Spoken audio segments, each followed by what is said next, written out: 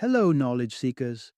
In this episode of 20-Minute Books, we're diving into Investing with Impact by Jeremy K. Balkin.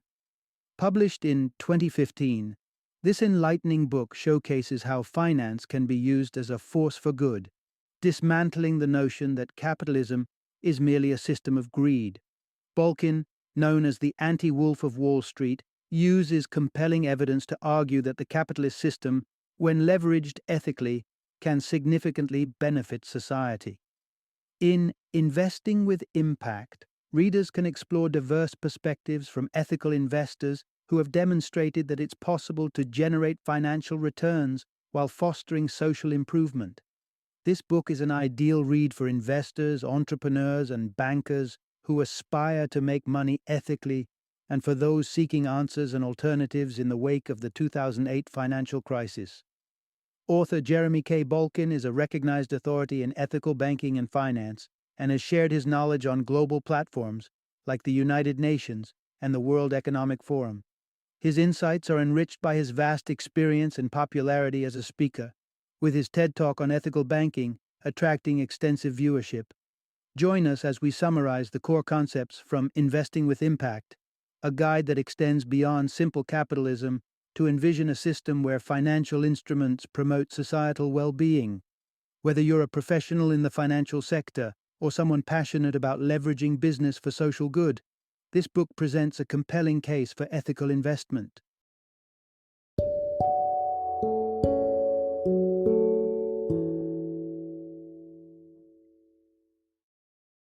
Investing with Impact: Why Finance is a Force for Good.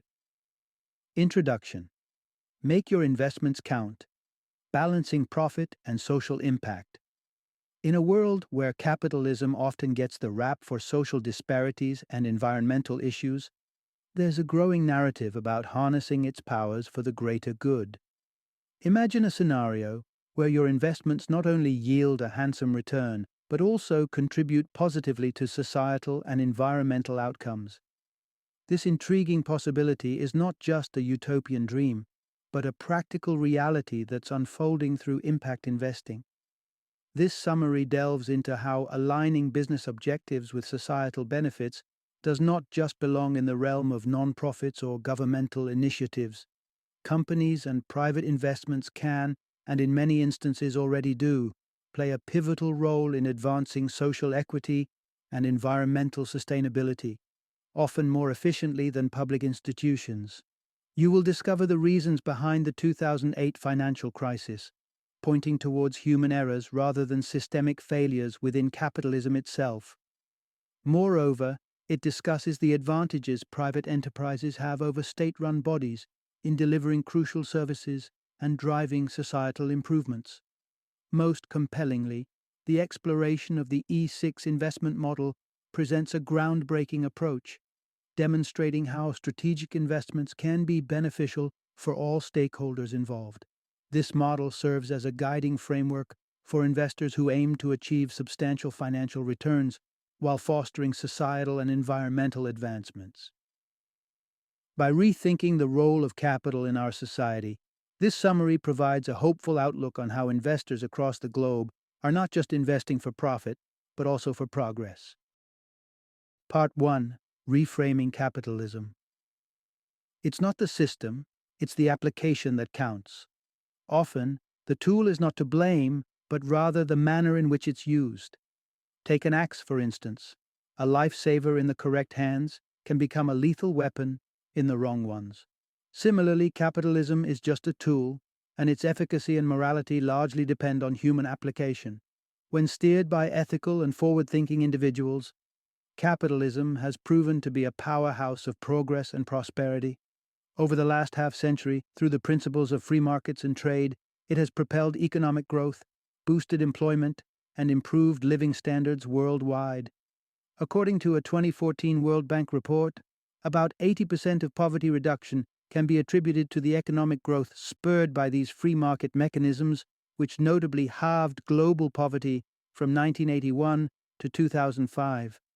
Such significant accomplishments have earned capitalism a favorable reputation among many, as evidenced by a 2014 Pew Research Center study, where approximately 4.5 billion people expressed their preference for this economic system. However, the question arises, especially in the context of the 2008 financial crisis: does a catastrophic event like this signify a failure of the system itself?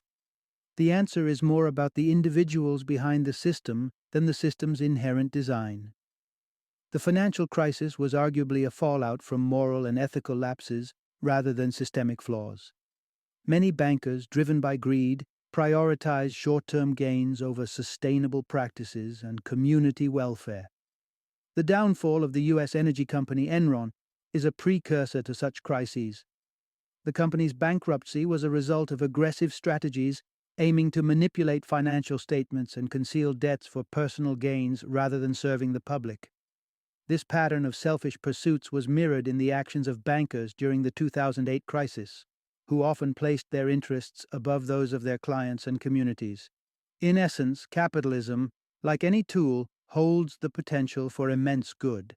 It is ultimately up to us, the wielders of this tool, to decide whether we use it to build or destroy. As custodians of this powerful economic system, our focus should be on harnessing its potential responsibly and ethically, ensuring it serves the greater good, not just the interests of a few. Part 2. Private Sector Efficiency: Outpacing Government in Driving Social Good. Traditionally, sectors like education, healthcare, and welfare have been the domain of government initiatives aimed at improving citizen welfare. But what happens when public services are threatened by national debt, necessitating austerity measures that could stifle economic growth? This scenario has played out in various governments worldwide, particularly after the financial crisis in 2008, leading to increased taxes and reduced public spending, strategies that often did not prevent the collapse of essential services like healthcare in some regions.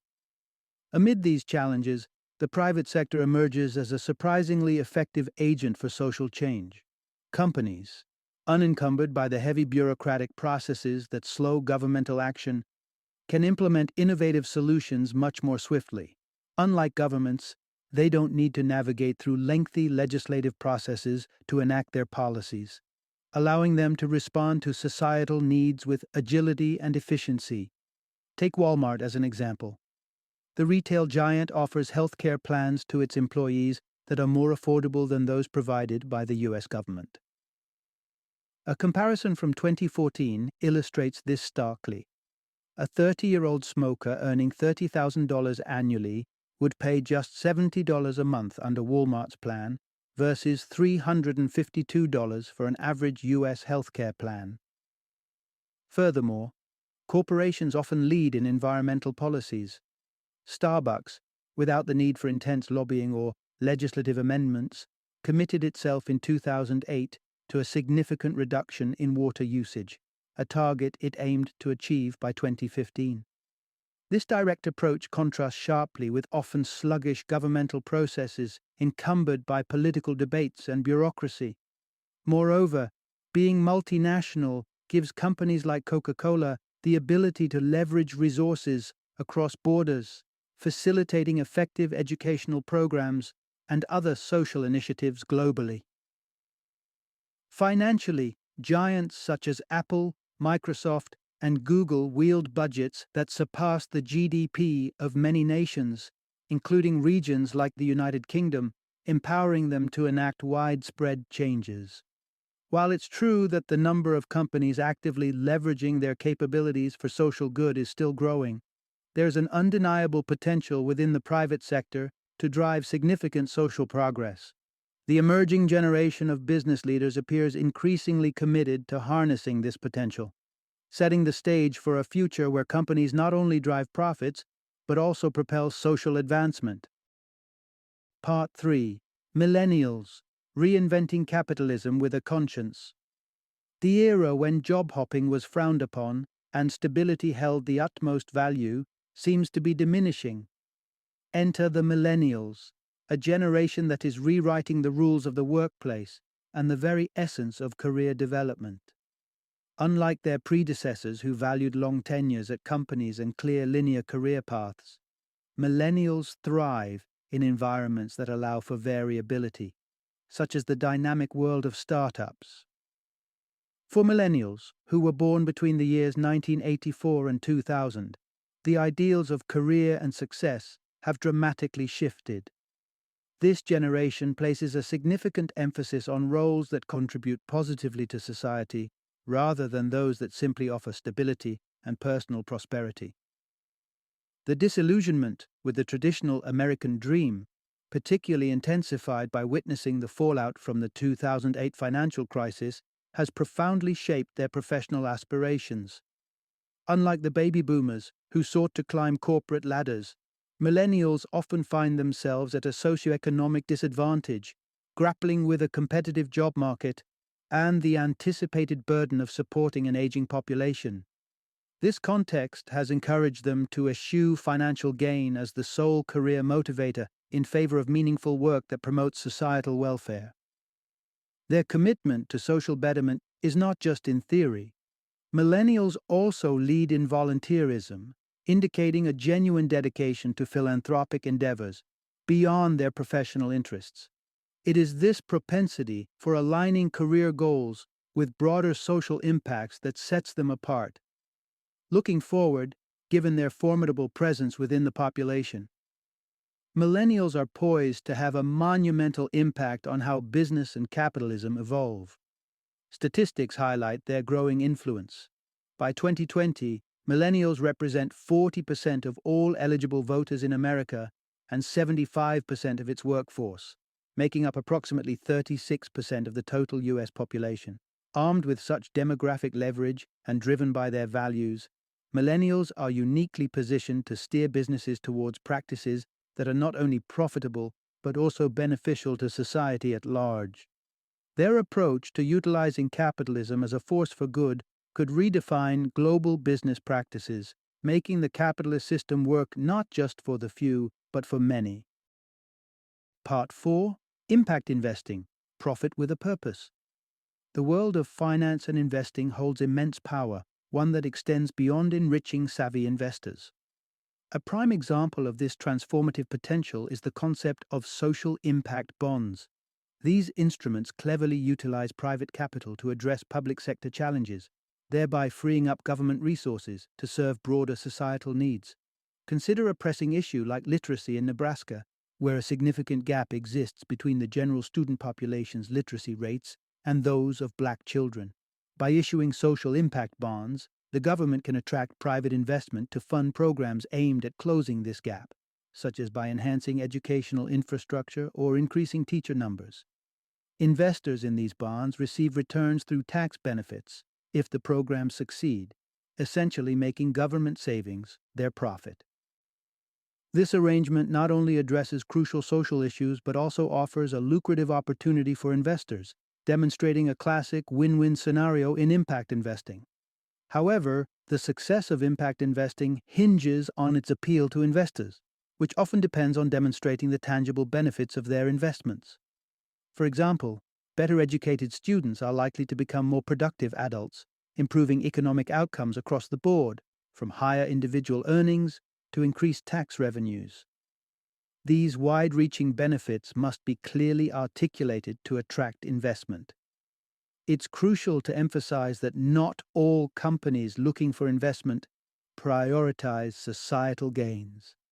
Historical examples like Enron have shown how enterprises can promise quick financial returns at the expense of ethical conduct.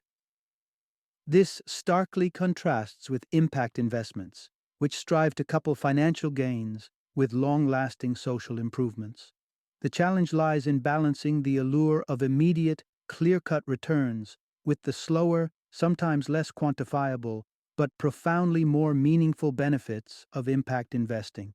As we venture further into the intricacies of this investment approach, it becomes evident that fostering an environment where such balanced investments thrive is not just beneficial, but essential for sustainable societal development. Part 5. Introducing the 6E model, Investing for Society's Well-Being. Identifying the right investment opportunities that not only promise great returns but also positively impact society can often be challenging. To navigate this landscape, the 6E investment model offers a comprehensive framework to evaluate the societal benefits of potential investments. The 6E model revolves around 6 critical criteria that assess the holistic impact of a company's operations. The first pillar, economics, assesses the financial health and growth potential of a company by examining its stock price and the associated risks. A higher risk usually indicates a more substantial potential return, making it a key factor for investors seeking lucrative opportunities. Next comes employment, a criterion evaluating a company's capacity to create jobs and sustain employment. A company that exponentially increases job opportunities, like Apple at its Cupertino headquarters, inevitably stimulates local economies, supporting everything from small businesses to large-scale services in the area. Empowerment, the third pillar, measures how a company fosters diversity within its workforce. Firms with diverse teams tend to perform better, as noted by consulting giant McKinsey. A diverse board often results in more innovative and globally relevant strategies, enhancing trust and inclusivity. Education forms the fourth criterion. Here, the focus is on the robustness of a company's staff training and development programs. Well-educated employees are more skilled and capable, contributing significantly to their organizations and to economic growth at large. Ethics is the fifth critical area. Companies scoring high in this criterion adhere strictly to ethical practices, particularly at executive levels, ensuring decisions are made with integrity and transparency. Lastly, the environmental impact of a company constitutes the sixth criterion. This includes initiatives to reduce pollution and minimize environmental footprints, actions that resonate well beyond individual company borders, affecting global health and sustainability. By considering these 6 factors, the 6E model not only directs investors towards financially sound decisions but also steers capital towards businesses that contribute positively to society. In an era where ethical consciousness is rising, this model serves as a beacon for investors looking to make their mark in creating a better world. Final summary. The essential takeaway from this discussion is the potent role finance can play in fostering societal growth when channeled appropriately. The concept of impact investing stands out, exemplifying how investments can yield profitable returns while also creating substantive societal benefits. For socially conscious investors, the path involves a careful assessment of opportunities, such as social bonds, and a thorough evaluation of companies to ensure they align with the greater social good. By investing with conscience and precision, finance not only fuels economic prosperity but also propels societal advancement.